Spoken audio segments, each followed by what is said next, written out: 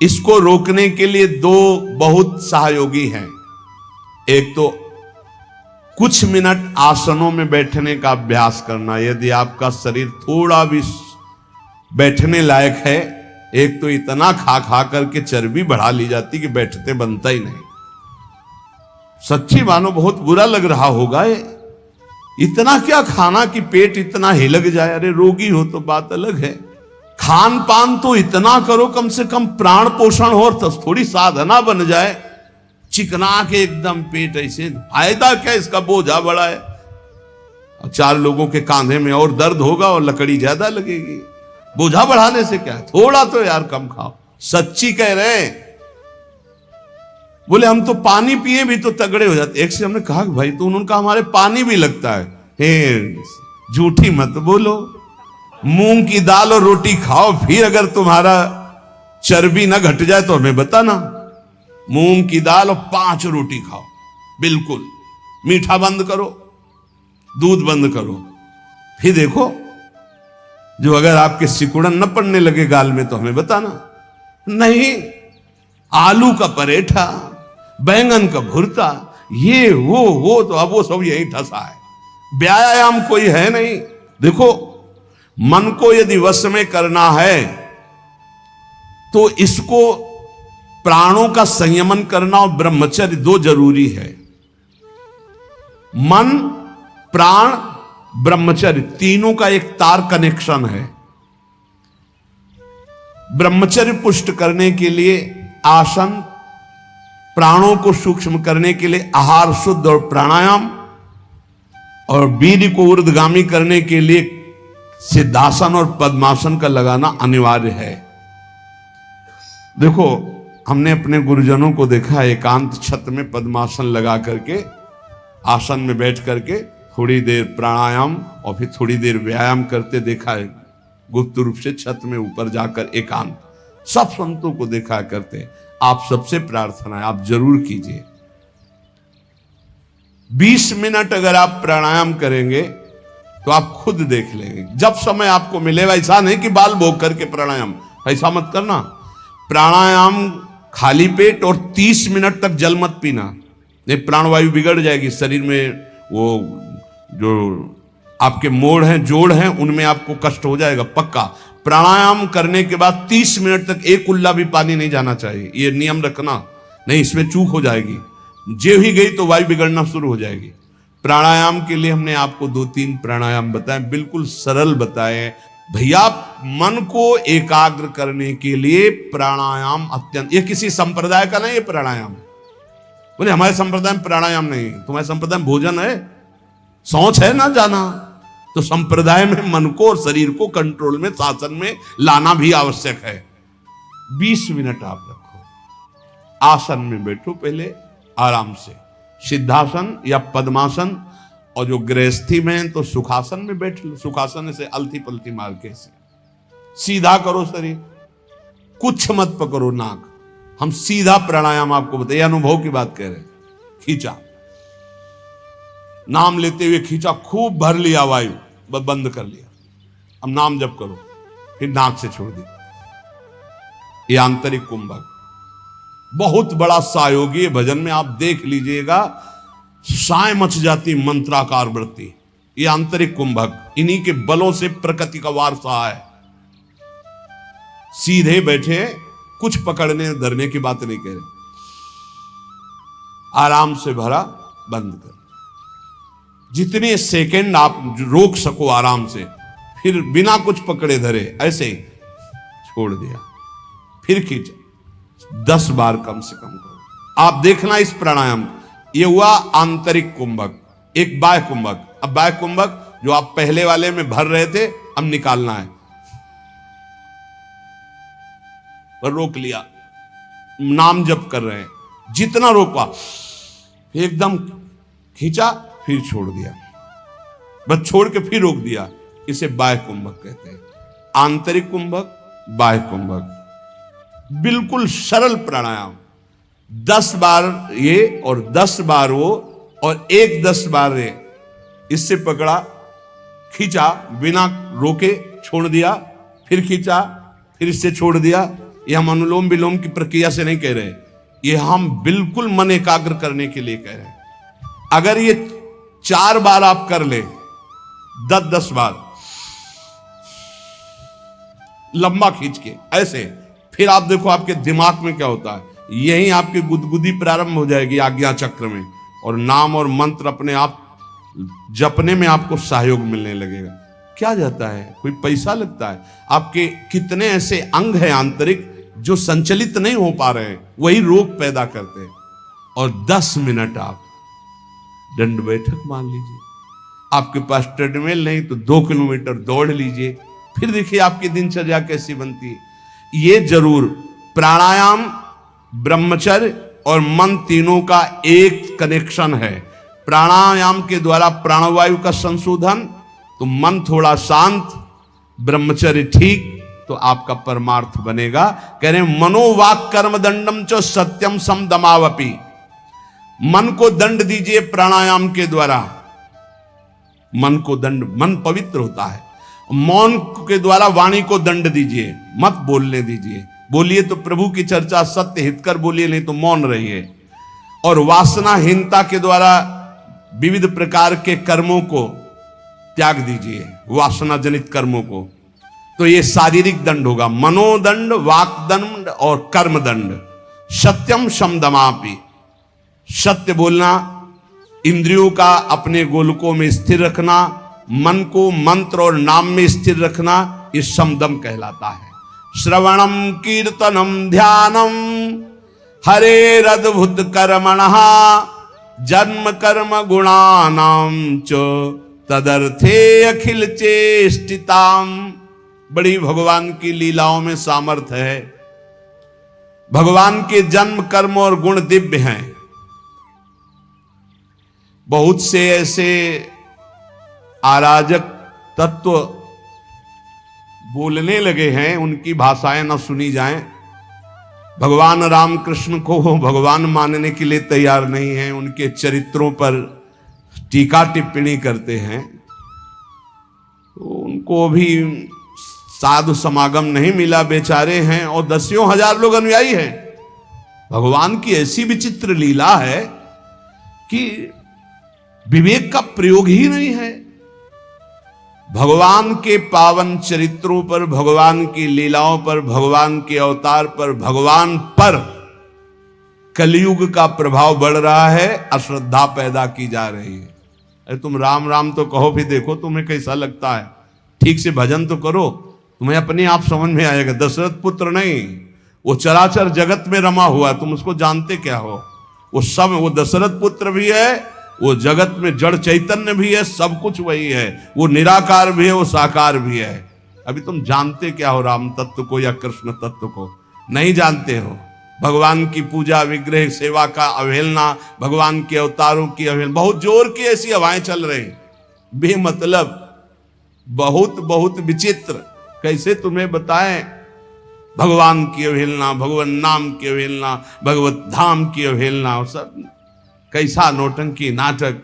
अपने सनातन पद्धतियों का त्याग करके इधर उधर के बवाल में। अरे भगवान बुद्धि बचाओ, ये कलयुग का बड़ा तांडव चल रहा है, बड़ा तांडव चल रहा है।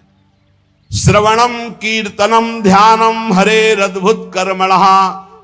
जैसे कोई कहता है ना कि भगवत आवेश आता है, हम उसका खंडन नहीं करते, क्योंकि भगवान की हर आफिस है, कभी भी आ सकते, किसी के हृदय में भी आवेश करे। अरे भक्तों के हृदय में आवेश नहीं होता, कभी नरसिंह आवेश, कभी अमुक आवेश, तो देवी का भी आवेश आता। हम तो चरण वंदना करते हैं, लेकिन ऐसा आवेश नहीं आता भगवान कि उनको फोन का होश रहे। ऐसा आवेश नहीं आता कि 500 रुपया देने वाले के ऊपर हाथ रखा जा रहा है, दूसरे के ऊपर नहीं, ऐसा नहीं है। ये सब लगता है फिर नाटक। हम मानते हैं हनुमान जी का आवेश आता है, मानते हैं देवी जी का आवेश आता है, आए ना, जब भगवान रहते हैं तो वो क्यों नहीं आ सकते? आवेश आ सकता है, लेकिन जिस समय आवेश होगा तो केवल भगवद आवेश, और जिस समय आवेश होगा तो त्रिकालज्ञ होगा, वो तुम्हारे भूत भविष्य वर्तमान तीनों काल को बता देगा, और वो उस समय भगवत आवेश में होगा, लौकिक कोई चेष्टाएं नहीं होंगी। तो इसलिए सावधान, तस्मात् शास्त्रम प्रमाणम। श्रवणम कीर्तनम ध्यानम परम मंगल की बात है। हरेर अद्भुत कर्मणः जन्म कर्म गुणानाम च तदर्थे अखिल चेष्टिताम। ये सच्ची तुमसे हाथ जोड़ के कह रहे, प्रभु के नाम, प्रभु की लीला कथा श्रवण और प्रभु की सेवा के सिवा इधर उधर मत मन लगाना, नहीं तो जीवन बर्बाद हो जाएगा। ये सब केवल नाटक है भैया। पर्दे के बाहर कुछ है, पर्दे के भीतर कुछ है। नहीं नहीं, बिल्कुल नहीं। हम आपसे सत्य कहते, खूब बड़े बड़े महापुरुषों का संग किए, कभी इतनी नौटंकी नहीं देखी महापुरुषों में, कोई नाटक नहीं देखा। सत्य बात है। श्रवणम कीर्तनम ध्यानम हरेर अद्भुत कर्मणा। अद्भुत कर्म करने वाले भगवान श्री हरि का नाम जप करो, उन्हीं के गुण कीर्तन सुनो, उन्हीं का मंगल। बोले हम धर्म ट्रांसफर कर रहे हैं, हमारे धर्म से पता नहीं कहां का भोजन खा लिया कि बुद्धि भ्रष्ट हो गई, गर्दन कटा ले अपने धर्म में, उसे धर्मात्मा कहते हैं। बोले हमारे को सुख नहीं मिला इसलिए हम वहां कुछ किलो चावल मिल गए, कुछ रुपया मिल गए, कुछ पैसा मिल गए, और तुम बोलने लगे कि हम अमुक धर्मावलंबी हो गए, हम अपने सनातन पद्धति को छोड़ दिया।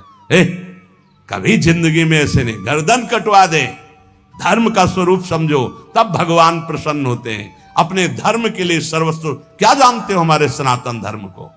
हमारा सनातन धर्म आकाश की तरह है, हमारा सनातन धर्म वायु की तरह है जो सबका पोषण करता है, हमारा सनातन धर्म पृथ्वी की तरह है, चाहे जितना अपमान करो तुम्हारा मंगल ही करेगा। क्या जानते सनातन को? केवल वासनाओं को जाना, इधर उधर धनंगते घूम रहे हो। सत्संग का जो श्रवण करते हैं उनको कभी इन बातों पर बाहरी विश्वास नहीं करना चाहिए। एक और पद्धति चली है, पीछे से चली आ रही। बोले अंबाजी को बलि दे रहे हैं, वो बेचारा पशु कुछ जानता नहीं, उसको फंसा दिया, गर्दन काट दिया, नरक भोगोगे, नरक नरक भोगोगे, पक्का कह रहे हैं, पक्का नरक भोगोगे। अंबाजी का सही नाम क्या है जानते हो? जगदम्बा। कहते हो ना जगत जननी, तो बकरे की जननी नहीं है। ऐसे साधारण अम्मा भी नहीं होती, फिर जगदम्बा कैसे हो जाएगी? मूर्खो, अपने हाथ से काटा था अंबाजी ने जब जड़ भरत जी की बलि देने जा रहे थे ना, तो स्वयं भद्रकाली प्रकट होकर अपने समस्त उपासना करने वालों के गले काटे थी। ये बात ध्यान रखना, किसी जीव की हिंसा जगदम्बा को पसंद नहीं है। ये कैसी आज की भावनाएं चली हुई हैं। जगदम्बा या देवी सर्वभूतेषु शक्ति रूपेण संस्थिता, वो देवी है, वो अंबा है। कैसे यार बुद्धि भ्रष्ट हो रही लोगों, बचो ऐसे लोगों से। प्रसाद में अभक्ष पदार्थ देते हैं कि अंबाजी का प्रसाद है, अंबाजी का एक बात प्रसाद पाले तो बुद्धि शुद्ध हो जाए और वो मोक्ष पद का अवलंबन करे। ये बिल्कुल आजकल बहुत संभल करके रहना है। बहुत कुछ बटेगा, लेकिन तुमको क्या लेना है? राधा नाम या ठंडाई या हलवा? देखो आज परीक्षा है तुम्हारी, आओ लाओ, तो ये चलेगा या आओ राधा राधा।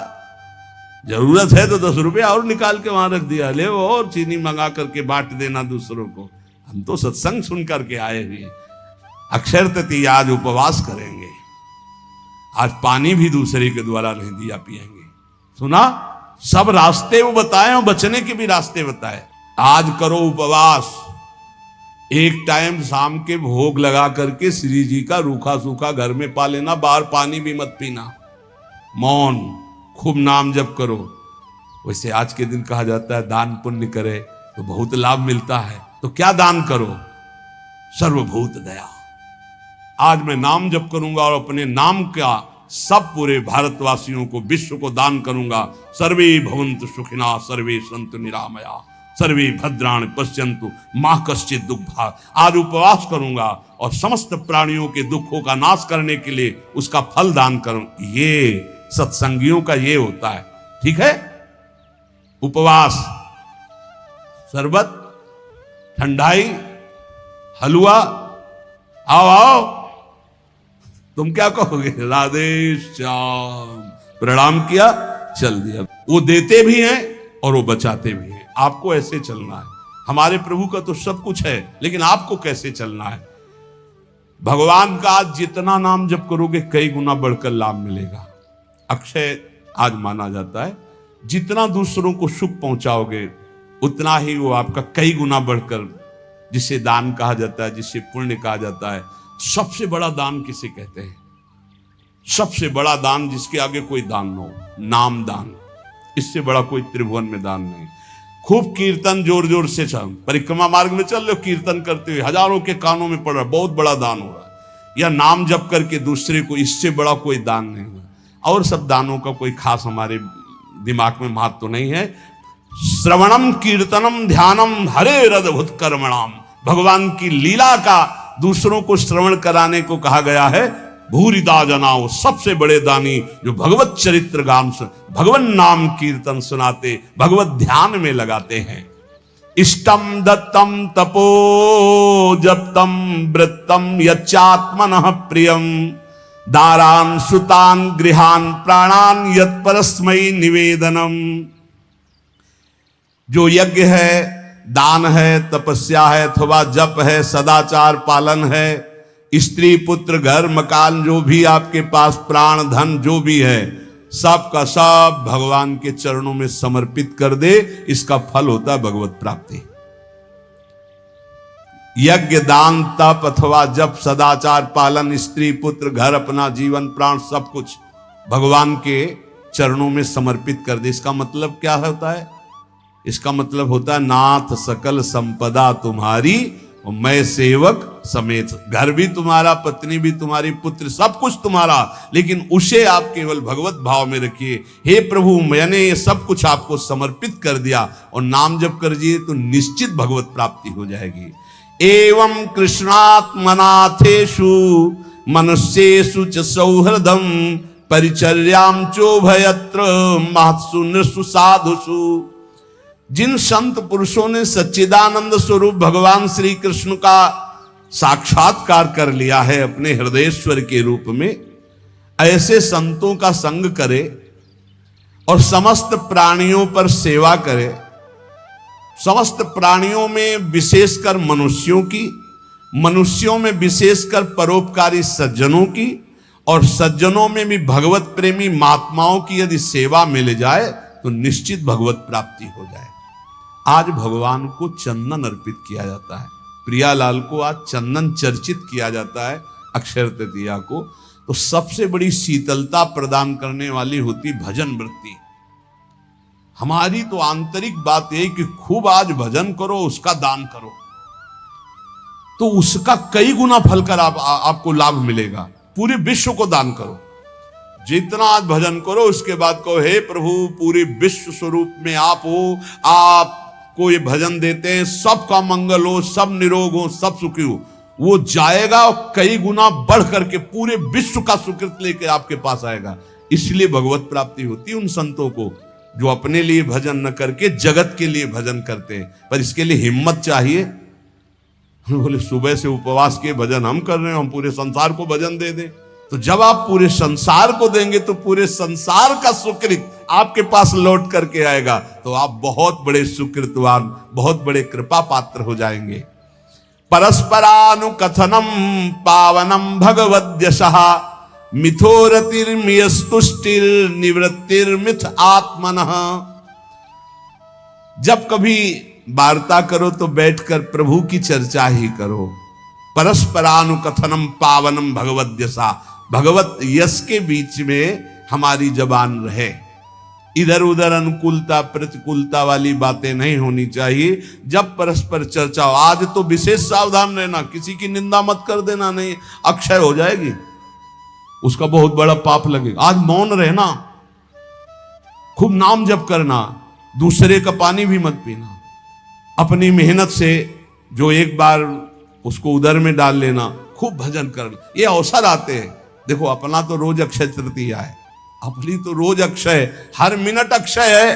राधा अक्षय, ये कहा जाए ये क्षय होगा क्या? हर समय अक्षय है। लेकिन ये हम उनके लिए कह रहे हैं जो संसार मार्ग के प्रति कभी कभी वृंदावन आए, कभी कभी ऐसे पावन तिथि पर्वों पर सौभाग्य मिलता है। किसी का मत खाना, किसी के भी द्वारा मत पीना, कोई भी पदार्थ देने पर। बिहारी जी के मंदिर में, राधा वल्लभ जी के मंदिर में जो मिले वो किनका ले लेना, और परिक्रमा लगाओ वृंदावन की, गिरिराज जी की लगाओ, जितनी तुम में सामर्थ्य हो। यमुना किनारे बैठकर नाम जप करो, वाणी जी का गायन करो, दूसरों की सेवा करो, मौन हो जाओ, एकांत, अपराध न बनने पाए। यही उठाते हैं जीवन को, यही लौकिक पौरलौकिक सब सिद्धियां संपत्तियां प्राप्त कराते हैं। इसलिए परस्पर अगर कोई बात भी करो तो भगवत चर्चा करो। जो भगवत चर्चा करने में संतुष्ट रहता है उसे भागवती कृपा से अनुपम शांति प्राप्त होती है। बोले शांति कैसे मिलेगी? भगवत चर्चा करो, शांति मिल जाएगी। स्मरंता स्मारयंतश्च मिथौघौघहरं हरिं भक्त्या संजातया भक्त्या बिभत्युत्पुलकां तनु। जो खुद भगवान का स्मरण करता है और दूसरों को स्मरण कराता है। अपने लोगों की तो पद्धति पहले ही बोले राधे राधे, राधे राधे, राधा राधा। तो हम जब बात करें तो पहले नाम उच्चारण, स्मरंता स्मारयंतश्च, स्वयं स्मरण करें और दूसरों को स्मरण करावें तो प्रभु राशि राशि पापों का नाश कर देते हैं। ये पाप तो दुख देते। इस प्रकार साधन भक्ति का अनुष्ठान करते करते शरीर पुलकित हो जाता है, पवित्र। तो क्वचिद रुदत्यंच्युत चिंतया क्वचित दशंति नंदंति वदंत लौकिका नृत्यंति